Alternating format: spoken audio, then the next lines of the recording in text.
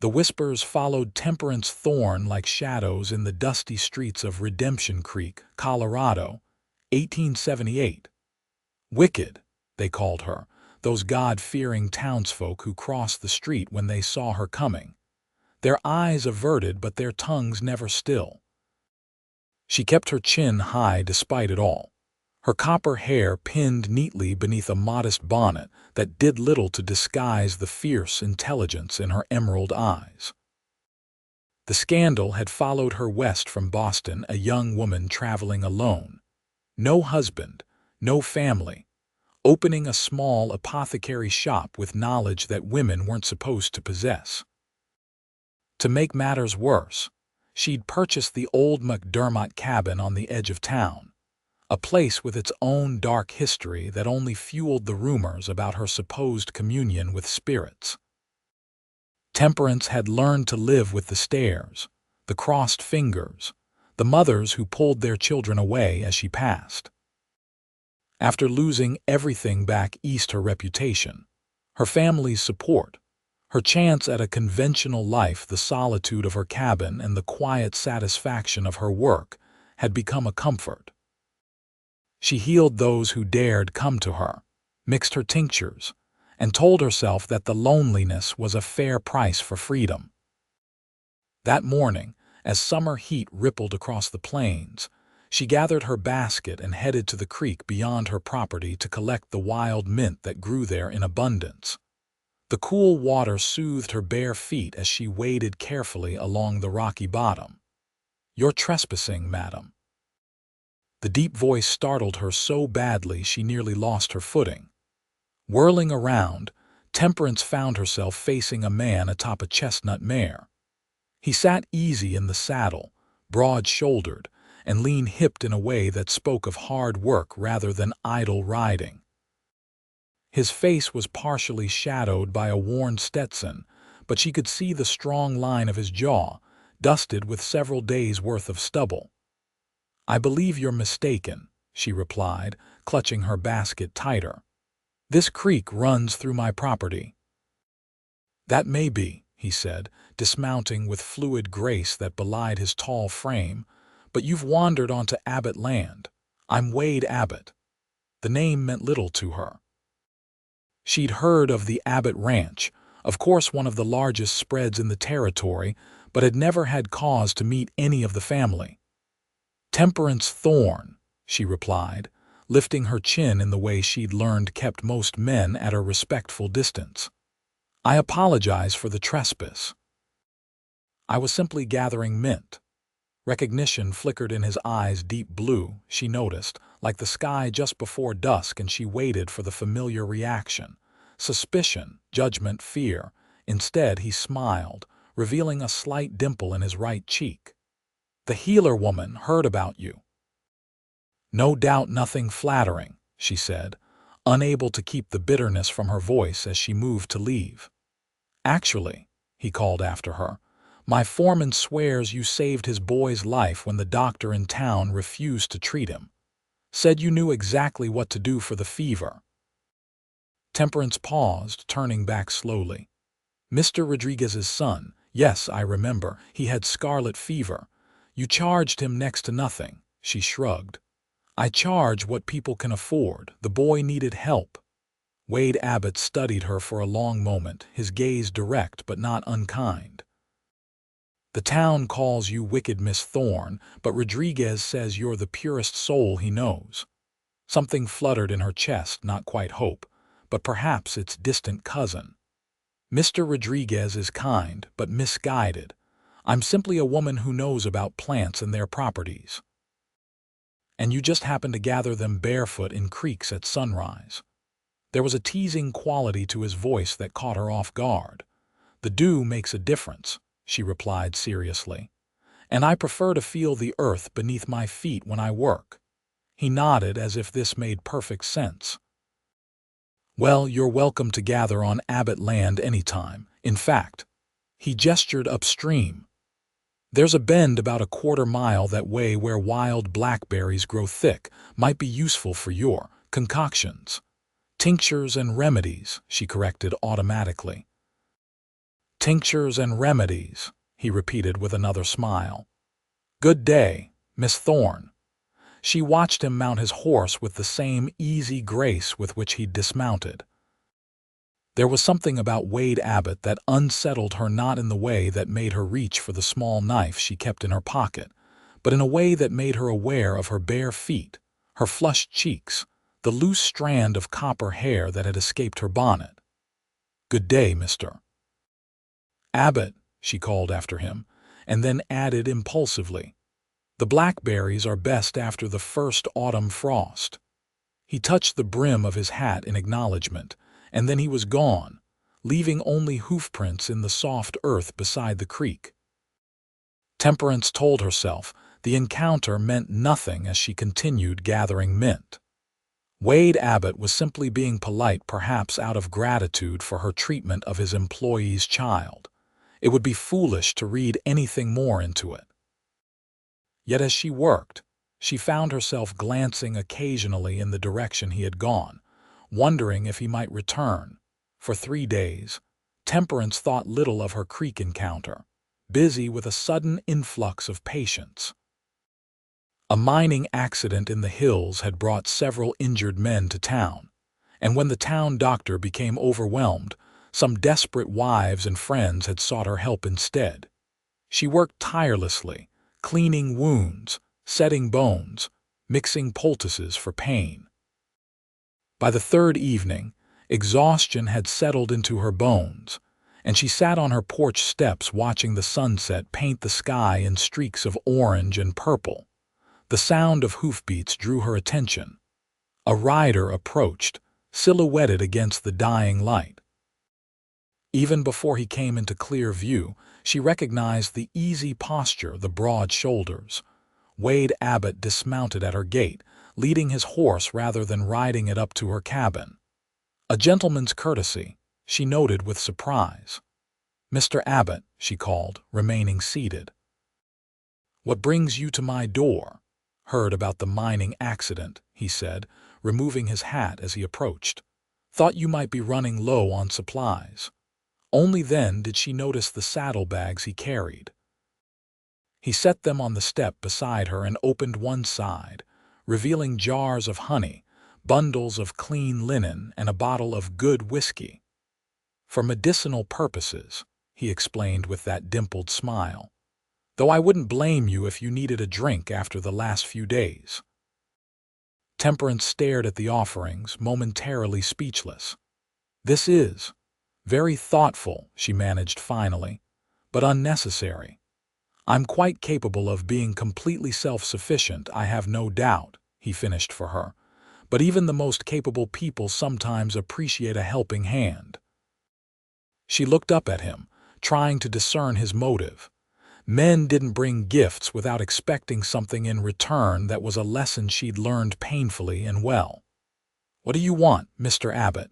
She asked bluntly. Instead of taking offense, he laughed, a warm, rich sound that seemed to lighten the gathering dusk. Direct, aren't you? I like that. He settled beside her on the step, leaving a respectful distance between them. Truth is, Miss Thorne, I admire what you've done for the people around here. Not everyone would have the courage. It isn't courage, she corrected. It's necessity. I have knowledge that can help people. Using it is simply the right thing to do. Even when they call you wicked for it, he asked softly. The question hung between them in the fading light. She'd never discussed the town's treatment of her with anyone before, had simply endured it in proud silence. People fear what they don't understand, she said finally. And they especially fear women who don't behave as expected. Wade nodded slowly. My mother was such a woman. Came out here as a bride, found herself a widow with a ranch to run and a child to raise within a year. People tried to tell her what she should do: sell the land, remarry quickly, go back east. She ignored them all and built the biggest ranch in 3 counties. Temperance felt a smile tug at her lips. She sounds remarkable, she was. Died 2 winters ago, pneumonia. A shadow crossed his face. The doctor came too late, understanding dawned. That's why you brought these supplies. Your mother might have lived if someone with your knowledge had been closer, he confirmed. I don't share the town's superstitions, Miss Thorne. I believe in practical skills and good intentions, both of which you seem to have in abundance. The compliment warmed her more than it should have. Thank you for the supplies, Mr. Abbott. They will be put to good use. He stood, settling his hat back on his head. I should let you rest. You look tired. A healer's work is never done, she said with a small shrug. Neither is a rancher's, but we both need sleep. He started toward his horse, then paused. Miss Thorne, if you need anything, supplies, help, someone to chase off superstitious townsfolk, you send word to the Abbott Ranch. The offer hung in the air between them, sincere and unexpected. I've managed on my own thus far, Mr. Abbott. Wade, he corrected. And managing on your own doesn't mean you have to keep doing so. With that, he mounted his horse and rode away, leaving Temperance staring after him with the strangest feeling that something fundamental had shifted in her carefully ordered world. Summer deepened into a brilliant Colorado July, the days long and hot, the evenings mercifully cool. Temperance found herself with a new routine: early morning walks to the creek, which somehow always seemed to coincide with Wade Abbott's rides to check his eastern pastures. These meetings appeared accidental to anyone who might observe them, but they had developed a rhythm that belied their supposed spontaneity. She would be gathering herbs or simply enjoying the cool water on her feet, and he would appear, dismount, and join her in conversation that ranged from the practical to the philosophical. She learned that he had studied briefly at Harvard before his father's death called him home to the ranch. He discovered her passion for botany and the medical texts she'd inherited from a physician uncle who'd been her only supporter. They debated literature, politics, the future of the West. He never treated her as less intelligent for being a woman, and she found herself relaxing in his presence in a way she hadn't with anyone in years. Their creek meetings remained their secret, though Temperance suspected that Mr. Rodriguez, who now greeted her warmly whenever they crossed paths in town, might have guessed at the developing friendship between his boss and the wicked healer woman. Then came the July morning when Wade didn't appear at the creek. Temperance told herself she wasn't disappointed their meetings weren't arranged, after all, but found herself lingering longer than usual, watching the path from Abbott land with an anticipation she didn't want to examine too closely. When 3 days passed without sight of him, she began to worry. She considered riding to the Abbott Ranch to inquire, but quickly dismissed the idea. Such an action would raise eyebrows and fuel gossip. Whatever tentative friendship had developed between them, it didn't justify compromising her already precarious position in the community. On the 4th day, as evening approached, Temperance heard urgent knocking at her door. She opened it to find Mr. Rodriguez, his face etched with worry. It's the boss, Miss Thorne, he said without preamble. He's been hurt bad. Fell when his horse spooked at a rattler, hit his head on rocks. Doctor's away in Denver. You must come. She didn't hesitate, gathering her medical bag and following Rodriguez to the waiting wagon. The ride to the Abbott Ranch passed in tense silence, broken only by Rodriguez's occasional murmured prayers in Spanish. The ranch house was larger than she'd expected, a sprawling 2-story structure of solid timber and stone that spoke of permanence and prosperity. Several ranch hands stood anxiously on the porch, removing their hats as Rodriguez helped her down from the wagon. How long has he been unconscious? She asked as a housekeeper led her upstairs. Found him about noon, Rodriguez replied. Been out cold since. Breathing funny, too. The master bedroom was spacious but masculine, dominated by a large 4-poster bed where Wade lay motionless.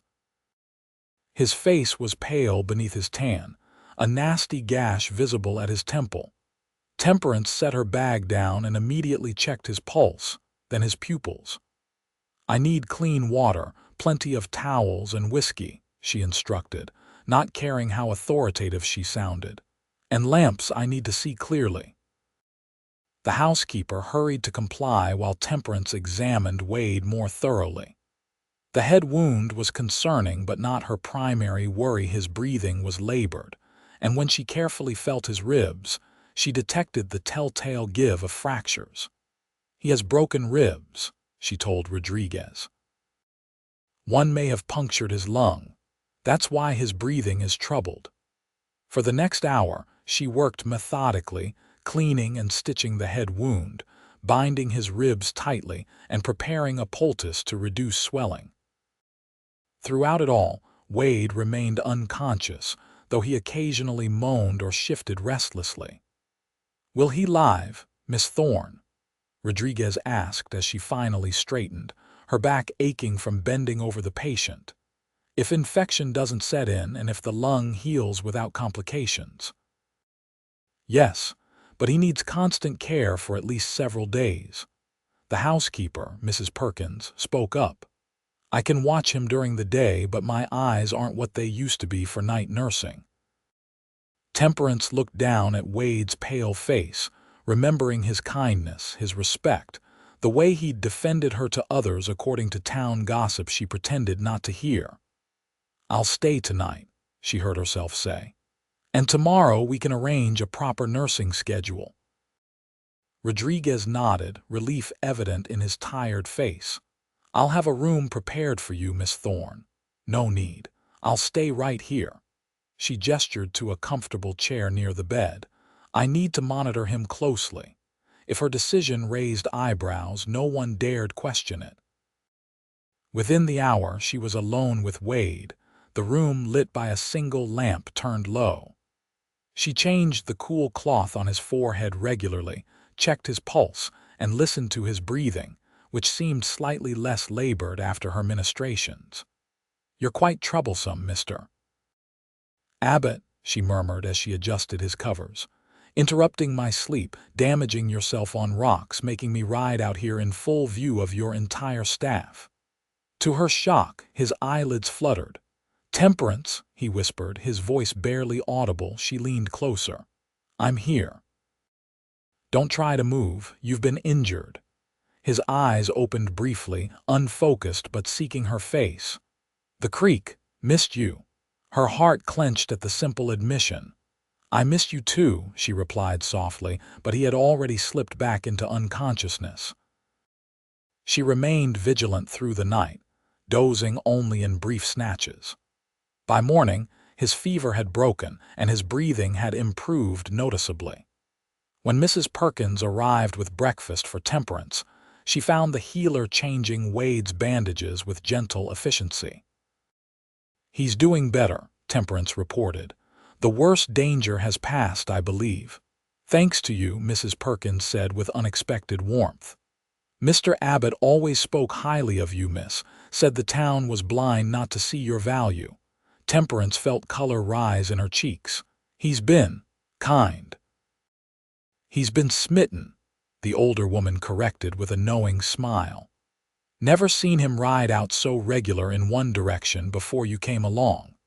Before Temperance could formulate a response to this startling statement, Wade stirred again, this time opening his eyes with greater awareness. "There you are," she said professionally, moving to his side. "How do you feel?" "Like I lost an argument with a mountain," he rasped. "Water." She helped him take small sips, acutely aware of his gaze never leaving her face. "You have 3 broken ribs and a concussion," she informed him. "You'll need complete rest for at least a week." "Only if you're my nurse," he replied, a ghost of his usual smile appearing despite his evident pain. "Don't be ridiculous, Mr. Abbott. I have my own practice to attend to." "Wade," he corrected weakly. "After spending the night in my bedroom, I think you can use my given name." Mrs. Perkins made a sound that might have been a suppressed laugh as she discreetly left the room. Temperance felt her face grow warmer. "Your situation required medical attention," she said stiffly. "Nothing more." His hand found hers, his grip surprisingly strong for an injured man. "It was more, Temperance.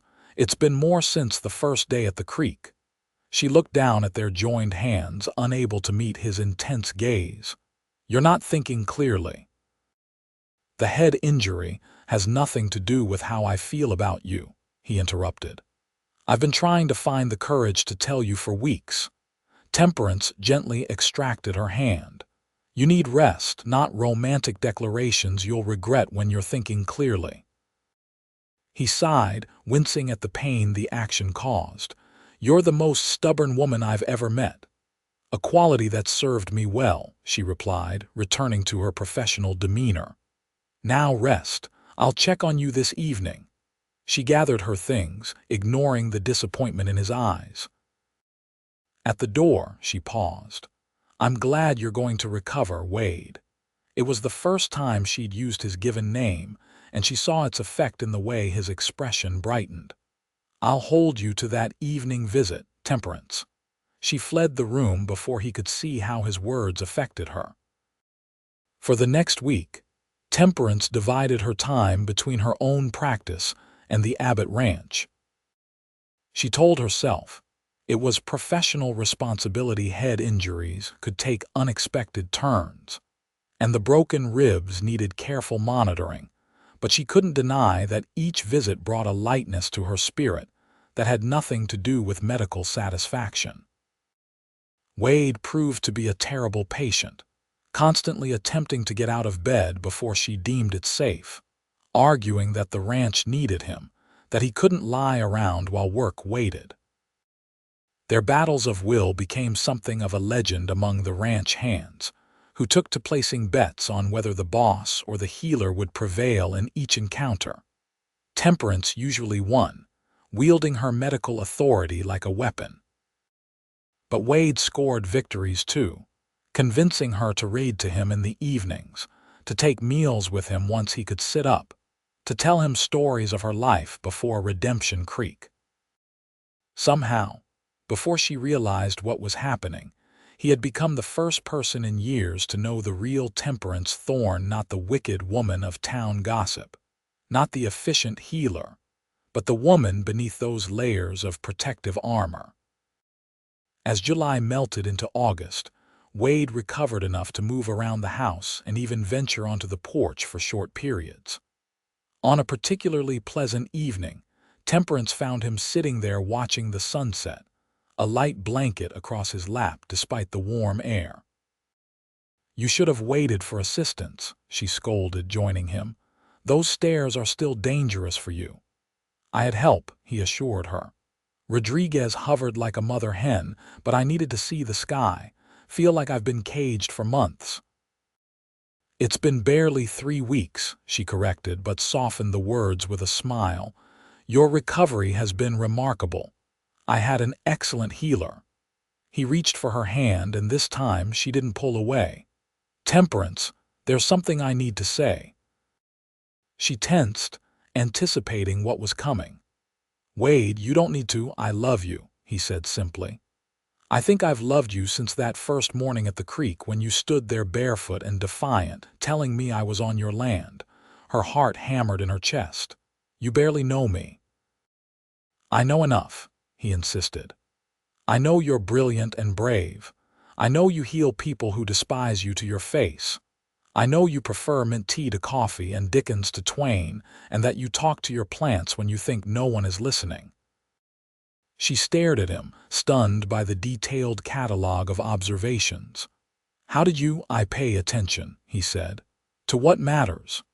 Temperance looked out at the darkening landscape, trying to organize her chaotic thoughts. "The town would never accept it. They already think I'm wicked.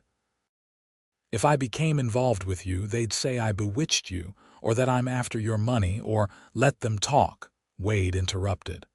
"What do you want, Temperance?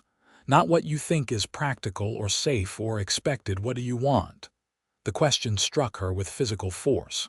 What did she want? For so long, Survival had been her only goal, maintaining her independence, her practice, her dignity in the face of suspicion and contempt. The idea of wanting something for herself, something as impractical as love, seemed almost foreign. "I don't know if I can," she whispered. "I've been alone so long." "You're not alone anymore," he said, his voice gentle but firm.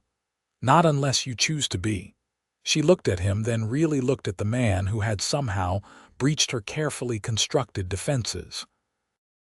At 32, Wade Abbott's face showed the lines of responsibility and hard work, but his eyes held a warmth and humor that made him appear younger. There was steadiness in him, a reliability that called to something deep within her. "I'm afraid," she admitted, the words almost physically painful. "Not of you, but of this, of wanting something I might lose." "That's the nature of love," he said simply. "It's always a risk, but some risks are worth taking." As twilight deepened around them, Temperance made her decision. Slowly, deliberately, she leaned toward him and pressed her lips to his. The kiss was gentle, tentative, but it sent warmth spreading through her entire body. When she pulled back, Wade was looking at her with such tenderness that tears pricked at her eyes. "I'm not promising anything," she warned, even as her hand remained in his. "This is new territory for me." "We'll explore it together," he promised, "at whatever pace you need." 2 weeks later, Wade was well enough to return to light duties around the ranch. Temperance had resumed her regular practice in town, though she still visited the Abbott ranch frequently, ostensibly to check on her patient's recovery. The town had noticed, of course. Whispers followed her more intently than ever, but they had taken on a different quality: speculation rather than condemnation, curiosity rather than fear. When the richest rancher in the territory publicly showed respect to the wicked woman, it caused others to reassess their judgments, however reluctantly. Mrs. Perkins had become an unexpected ally, spreading word of how Temperance had saved Wade's life when the doctor was unavailable. Rodriguez and his family openly greeted her in town, the children running to her with flowers or interesting rocks they'd found. Small gestures, perhaps, but they created ripples through the community. On a September morning, with the first hint of autumn crispness in the air, Temperance was surprised to find Wade waiting outside her cabin, dressed in his best clothes, his horse groomed to a shine. "Good morning," she called, unable to suppress her smile at the sight of him. "You're up and about early." "Special occasion," he replied, dismounting. "I thought we might ride into town together." She raised an eyebrow. "Together, in full view of everyone. That's the idea." He approached, taking her hands in his. "Temperance, I've never hidden how I feel about you, but I've respected your wish to be discreet. I'm not asking for a public declaration, but I would like to walk with you in the light of day, not just meet at creeks and cabins." She studied his face, seeing the sincerity there. Over the past weeks, their relationship had deepened into something she treasured: their conversations, their shared interests, the way he respected her work while challenging her thinking. The physical aspect had remained limited to kisses and embraces, Wade honoring her need for a slow pace with a patience that only increased her affection for him. "The town will talk," she warned. "The town always talks," he countered. "But you know what I've noticed? They're starting to talk differently about you. Rodriguez's wife told me that Mrs. Johnson asked for your remedy for her arthritis last week." Temperance blinked in surprise. Mrs. Johnson, the preacher's wife, had been one of her most vocal critics. "That's unexpected." "People follow examples," Wade said. "When they see that those they respect aren't afraid of you, they start to question their own fear." She considered this, realizing there was truth to his words. The open hostility she'd faced for so long had indeed lessened in recent weeks. "Very well, Mr. Abbott," she said formally, though her eyes danced with humor. "I would be honored to accompany you to town." His answering smile was brilliant. "Excellent. I have business at the bank and thought perhaps we might have lunch at the hotel afterward." The ride into Redemption Creek was pleasant, the two of them conversing easily about ranch matters, her patients, and a new medical journal that had arrived in the last mail delivery. As they approached the main street, however, Temperance felt her old anxiety return. Heads turned as they rode side by side, Wade tipping his hat politely to those they passed. They stopped first at the general store, where Wade had an order to collect. To Temperance's surprise, the shopkeeper greeted her with a nod that, while not exactly warm, lacked the usual suspicion. "Miss Thorne," he acknowledged. "Heard you fixed up Abbott here when he tried to break his fool neck." "Mr. Abbott was fortunate the injury wasn't worse," she replied cautiously. "Town's fortunate to have someone who knows what they're doing when Doc Harper's away," the shopkeeper said gruffly before turning to Wade's order. Wade squeezed her hand briefly, a silent acknowledgement of the small victory. Similar encounters followed at the bank, and the post office not overwhelming welcome, but a noticeable thawing in the community's attitude. As promised, Wade escorted her to the hotel dining room for lunch, requesting a table by the window where they could be clearly seen by anyone passing. The bold move both terrified and exhilarated Temperance. For so long, she had lived in the shadows, accepting exclusion as the price of her independence. To be publicly acknowledged, not as an object of fear but as a respected companion to one of the territory's most prominent citizens, was a novel experience. "You're changing things," she said quietly as they finished their meal. "Using your influence to change how people see me." "I'm just being honest about who you are," he replied. "The most remarkable woman I've ever known." She felt warmth rise in her cheeks. "Wade, I don't say anything yet," he interrupted gently. "There's something else I want to show you first." After paying for their meal, he led her outside and down the street to a vacant storefront that had once housed a millinery shop. The windows were clean and fresh paint brightened the doorframe. "What's this?" she asked, confused. Wade produced a key from his pocket. "Take a look inside." Curious, she unlocked the door and stepped in.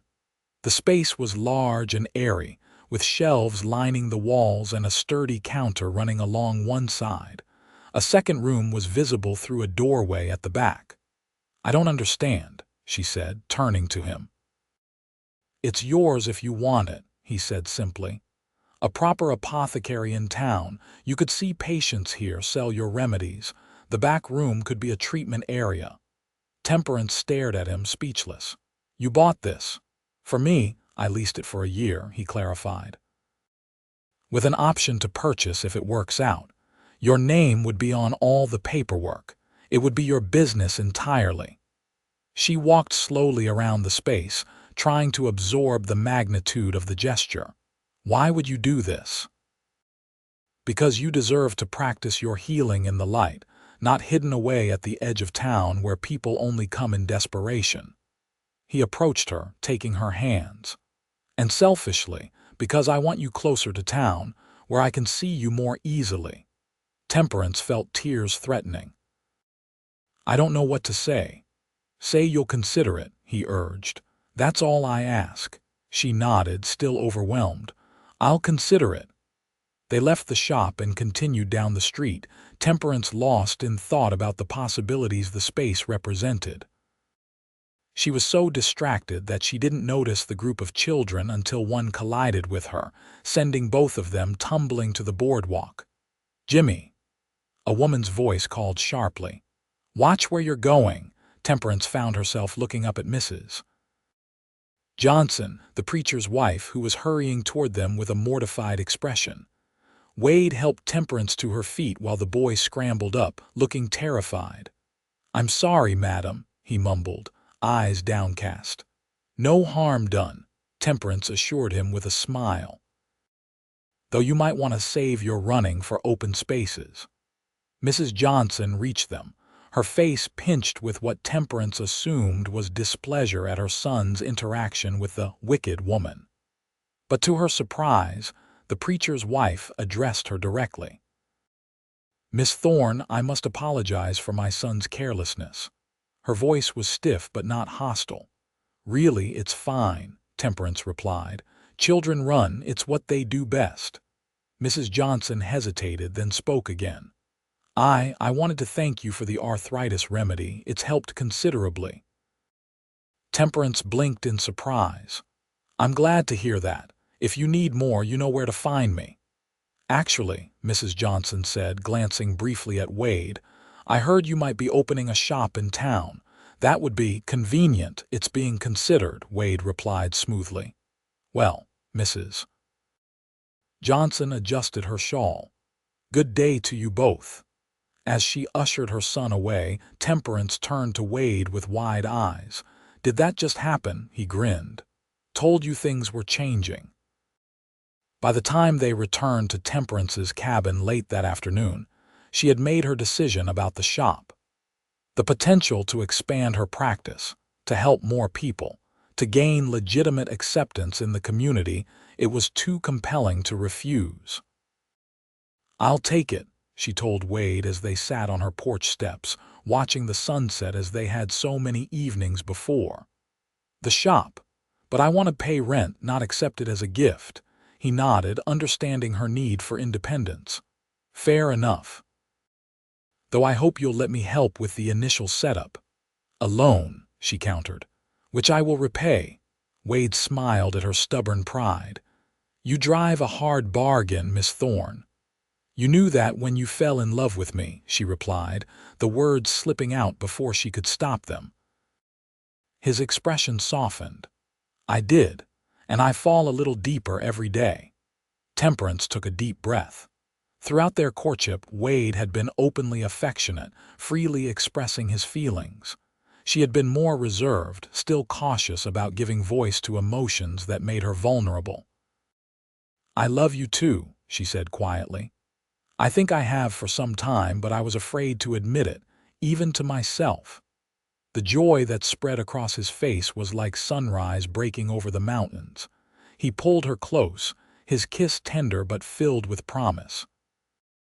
When they separated, he reached into his pocket and withdrew a small box. "I've been carrying this for weeks, waiting for the right moment."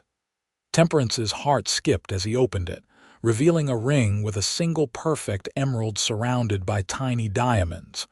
"Green like your eyes," he said. "And like the plants you use to heal. Temperance Thorne, will you marry me?" She looked at the ring, then at the man holding it, this man who had seen past the town's judgment to the woman beneath, who had respected her knowledge and her independence, who wanted to build a life with her rather than change who she was. "Yes," she whispered, then more firmly, "Yes, I will." As he slipped the ring onto her finger, Temperance thought of the journey that had brought her to this moment, from scandal in Boston to isolation in Colorado, from being called wicked to finding love with a man who saw her as the purest soul he knew. The path had been difficult, but sitting here with Wade as the sun painted the sky in brilliant color, she couldn't regret a single step. Winter came to Redemption Creek with a blanket of snow, and the opening of Thorne Apothecary on Main Street. The shop quickly became busier than Temperance had dared hope, with a steady stream of customers seeking her remedies and medical advice. The respect Wade had predicted gradually materialized as people experienced her skill firsthand. Their wedding took place on Christmas Eve in the Abbott ranch house, decorated with evergreen boughs and red berries. The guest list surprised Temperance, not just the ranch hands and their families, but townspeople too. The preacher himself performed the ceremony, his initial reluctance overcome by his wife's insistence after Temperance had successfully treated their son's persistent cough. As Wade slipped a gold band next to her engagement ring and promised to love her all his days, Temperance felt a sense of completion she had never thought possible. She had come west seeking independence and had found that and so much more: purpose, acceptance, and a love that valued her exactly as she was. The town still occasionally whispered when she collected herbs barefoot at dawn or spoke of plant properties that sounded mysterious to untrained ears. But now when someone called Temperance Abbott wicked, they were likely to be corrected by others who knew better. "She saved my child," they would say, or "fixed my father's heart trouble when no one else could help." And sometimes they would simply repeat what Wade Abbott had been saying all along: "She's the purest soul I know."